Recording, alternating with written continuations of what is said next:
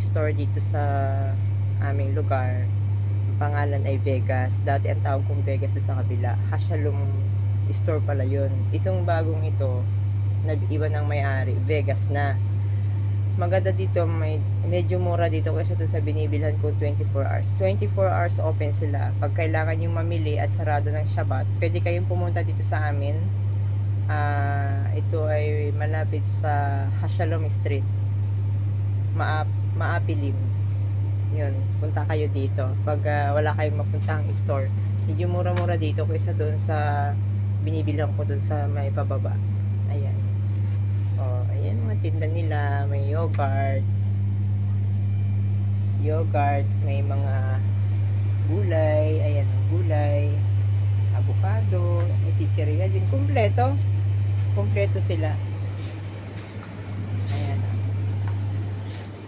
Kung gusto mong bumili ng tuyo, meron din dito, oh, katulad sa Russia. Thank you, bye bye. Tapos this is ATM. I can withdraw money here.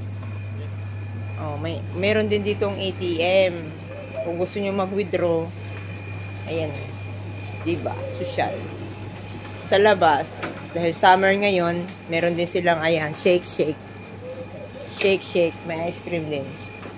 Tapos kung magpipiknik kayo, meron silang uling. May tubig sa labas, kumpleto. Nakakatuwa naman. God provide this store for us. By Vegas Store. Vegas Store na tawag dito. Doon tawag ko dati kasi Vegas sa kabila. Hashalom pala. Bye-bye! Nakabili rin ako. Ang gusto kong mabili. Ang sarap maglakad. Sarap.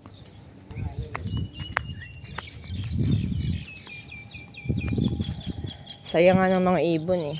Ibon nga tuwa eh. Shabbat Shalom. Saya ng mga ibon.